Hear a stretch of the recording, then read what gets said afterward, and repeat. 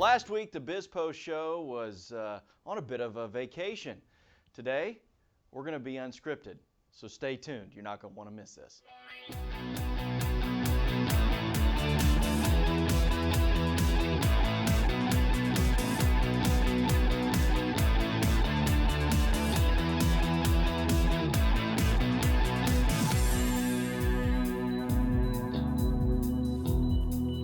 Welcome to the BizPo show from Dallas, Texas. I'm Seth Denson. Up in New York City is my buddy Dan Geltrude. Dan, how are you? I'm doing great, Seth. I got to tell you, I really needed last week off. I mean, You'd had enough of me. Dealing with you every week can wear a guy out. So it was a much needed vacation. Well, I hope that you are rested. I hope that you have recovered and recharged the batteries because, buddy, you're going to need it today. I think we're in for a treat. No guest, no script, no topics.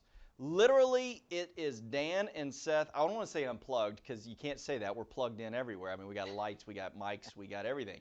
But unscripted, and heaven help us. If you Bloopers are a praying and person, all. say prayers. We might need them today. But now, man, so you're throwing me flack. I actually missed you.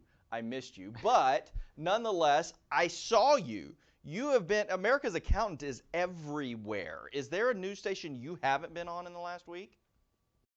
Well, I don't know exactly what was going on over the past week, but it seemed like all the networks all of a sudden just felt the need for America's Accountant, and I was happy to comply with all the requests. So I think it was good for me, and I think it was good for the viewers. Well, I think it was good for everybody, right? We all enjoy a little bit of America's Accountant, and obviously it's tax time, so I'm sure, and because we get the extra month down here in Texas, I'm going to be calling you pretty quick to try to figure out all those things that I probably should have done 6 months ago that I now need to do today, and Dan helped me out. But nonetheless, all right. So a couple thoughts here.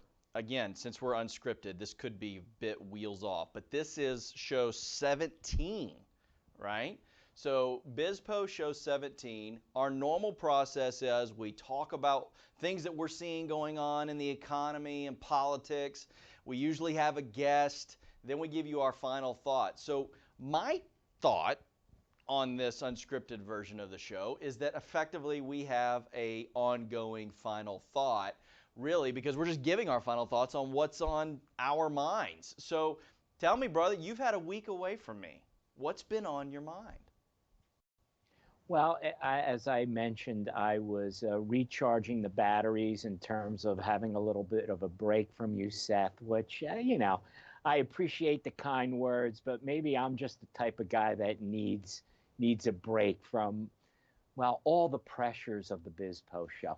And I also want to make note here, too, that Seth and I, although we're saying we're going unscripted today, we actually don't have a script. We just take what topics we think are relevant and we say, all right, well, we're going to take these 3 or 4 topics. And of course, whatever expertise our guests may have, we go with that as well. So we're somewhat unscripted anyway. The difference this week is no clue on what the topics are going to be. So I'm going to throw out a topic for today, Seth, something that a lot of people have been talking about and some people angry about, and that is all these federal unemployment benefits which have been extended through September. So basically, not a lot of incentive for some people to go back to work for the summer.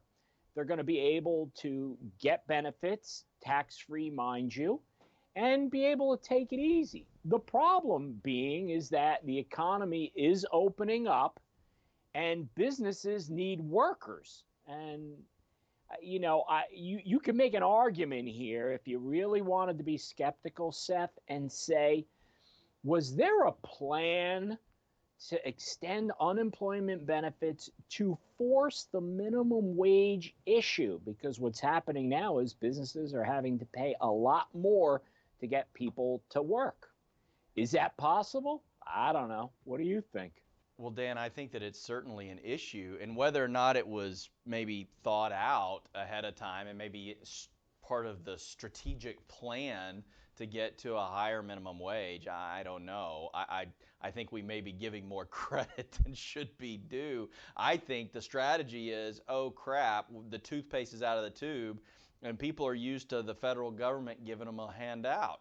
And walking away from that's tough. I do think, though, to your point, that specifically, at least on the left, they're using this as a kind of a tool to try to push through a lot of their initiatives, whether that's child care, whether that's universal college, whether that's increasing the minimum wage. But I'll tell you, while we were off last week, I actually took off and I went on a vacation. And me and Mrs. Denson made our way down to Florida. And I mean, I know you recently got back from Florida. I love Florida. I think Governor DeSantis is doing a fantastic job running the state. But I will tell you, there was a challenge. There weren't a lot of people working. It was slow. Our service was slow. But at the same time, you feel bad to complain about it because you're grateful for those that actually are working. And isn't it weird to think that 60, 90 days ago, we were talking about, well, goodness gracious, are jobs ever going to come back? Now, jobs are back, but people aren't filling them.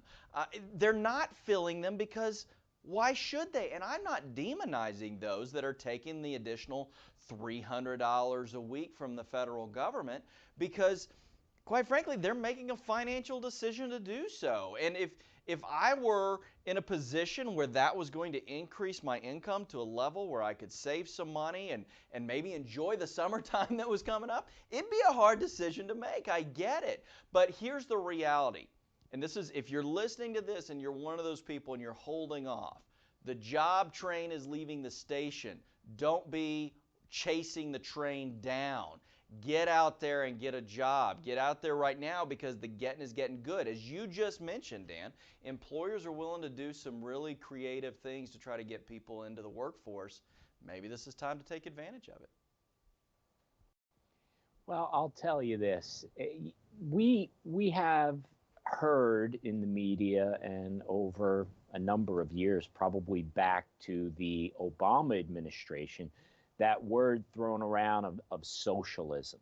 So we're getting a little bit of a taste of this from the standpoint of socialism is when the government essentially controls the economy, right?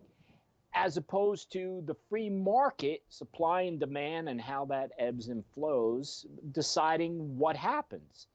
And some people get rewarded and some fall behind, and that should have a direct correlation to working harder or having a better idea. What we're seeing now is that when the government intercedes like this and starts paying people in effect to stay home, that's part of controlling the economy. And you could already see where this is going. To your example, you go out and you're looking for whatever type of service, but if you want to say in a restaurant and things are taking longer and you don't want to say anything because the people that are there are the ones working and trying to provide the service. But this is what happens when you take away the incentive for people to work. So I think we're getting a small view into what a socialist America would feel like. I personally don't like it.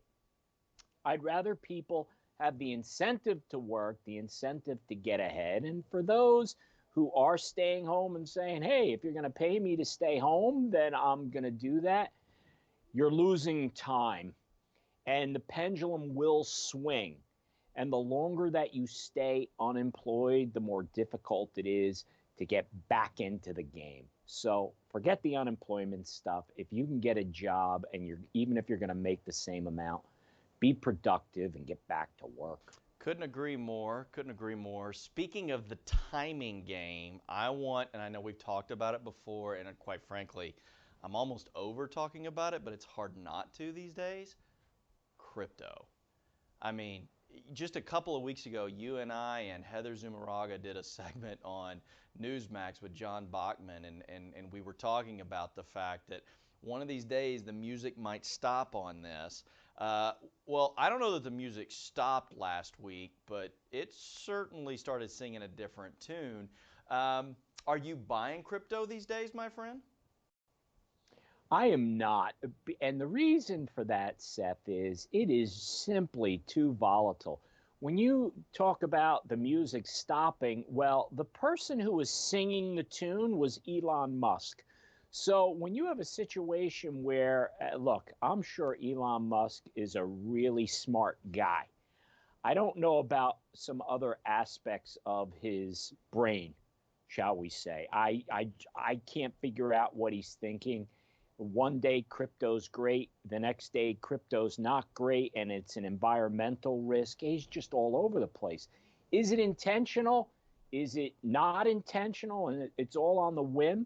Well, either way, Seth, I can't have my hard earned dollars and investments tied up in something that could literally tank because a quasi celebrity out there has some type of comment about Bitcoin or Dogecoin or some other coin. It just that's not where I want to be, Seth. Well, I think the other thing to think about, and I think there's a couple other influencers beside Elon, although I agree that he is an influencer, and quite frankly, he is welcoming regulation the way that he's treating this. Let's not forget, not only is he invested in crypto, he used Tesla to invest in Bitcoin. And Tesla's part of the S&P 500. It was interesting because I was asked this question just last week if I felt that Elon Musk could be brought up on market manipulation because of his tweets and all that. Well, here's the reality. Crypto, according to the federal government, is not recognized as a security. So it's not subject to manipulation at this point, at least based on my limited knowledge of the game. But nonetheless, I think that there are a couple influencers beside Elon Musk that I think are going to play a pivotal role in the future of crypto, at least in the short term. The first, China. Right, so China announced last week that they are not going to allow Bitcoin to be utilized for transactions in the nation of China. And so certainly that was a big influencer. Now, it's interesting, though, that at the same time they're doing that, there were two things that I thought about immediately when I heard this. First is they're responsible, the nation of China and companies and organizations and people within China are responsible for about 70% of all Bitcoin mining. So for them to come out and make that claim got me really wondering, okay, what's the strategic game here? Because if it's China, we know anything and everything they do is strategic. They don't do things on a whim or based on emotion. The second is, obviously, they have the digital yuan, right? They're trying to get their digital currency out there. And so I'm thinking, and we can mark this episode if I'm right or wrong, maybe come back and listen to it down the road, that one of two things might be happening. One is they're trying to make sure that they can continue to push their digital yuan through the Belt and Road Initiative, right? This is where they're lending money to foreign states in hopes that they get that money back or seize control of property. And likely they're going to use that digital yuan as a way to incorporate their currency into the system. But the second thing, and I know it's a little bit conspiracy theorist, is what if they start doing currency exchange? Bitcoin or cryptocurrency exchange. Again, your Bitcoin's losing revenue or losing value. Why don't you trade that in on the digital yuan? Now all of a sudden, maybe there's more players in the game that are willing to release that to get more of the digital yuan, and that's going to get their currency into circulation. The second thing that I think we need to pay attention to, and I think that it's going to bring regulation on crypto, is the Colonial pipeline debacle. They paid off the ransomware using, I believe it was Bitcoin. It was a form of crypto, but I think it was Bitcoin, which made probably many other nations who are sitting back going, we're not getting involved in this, go, are we welcoming this untraceable currency and potential sabotage and effectively cyber terrorism by supporting this? I think this is going to create a regulatory structure that's going to go across the globe. You may very well be right about that, Seth, and I think that we should mark this episode and go back because time will tell what's going to play out with crypto. It's going to be fascinating. I want to pick up on something perhaps in our last topic in our unscripted version here on something you said in bringing up China. Lots of discussion, Seth, related to the Olympics. Should we go or not go? Now, funny how there's also been a lot of comparisons of Joe Biden to Jimmy Carter. And I know this was before your time, Seth, but Jimmy Carter had made a decision that the United States was going to boycott the Olympics in Moscow because Russia invaded Afghanistan. Now, in hindsight, it seems to me that achieved absolutely nothing except for hurting our American athletes who had been training for 4 years. So here we go with history potentially repeating itself. So, Seth, what do we do? Do we boycott the Olympics in China, and does it accomplish anything? No, we go there and we win. Running away from a fight doesn't show your strength. Going and fighting does. I love the Olympics. I love watching these athletes go who have trained their entire lives and fighting with the American flag on their back. I love to support them. It gives me national pride. I get zero pride in the idea of boycotting or canceling or doing any of that. My take, my friend, go there, win, and show them up.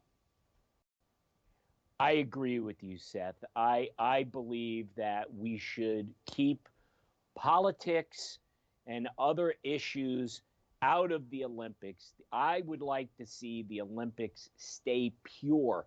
It's about athletic competition for men and women. Let them do their best. Literally, these athletes have been focused on this their entire lives. It is a terrible thing to take that away from them. And listen, things that are going on in China are not good. And I think those things have to be addressed. But we shouldn't be addressing those issues on the athletic fields. I think that let them compete. Let's go and win. And let's deal with the political issues in the political realm. That's what I say. Well said, my friend. That sounded to me like a final thought. It certainly was. So let's well, go I'll over there adopt it as mine as butt. well. How about that? We made it through a show without any topics pre-planned. I don't know. You, the listener, can send us a message and tell us whether or not you liked it. But nonetheless, I liked it, and it's my show and your show. So if you liked it and I liked it, hey, we may have a winner here. Well, our viewers will let us know. I'm sure they will. Well, listen, we thank you for being part of this one. We hope you'll tune into the next one next Monday. Who knows what the show will look like? But nonetheless, we'll be here. From Dallas, Texas, I'm Seth Denson. And I'm Dan Geltrude from New York City. Good night.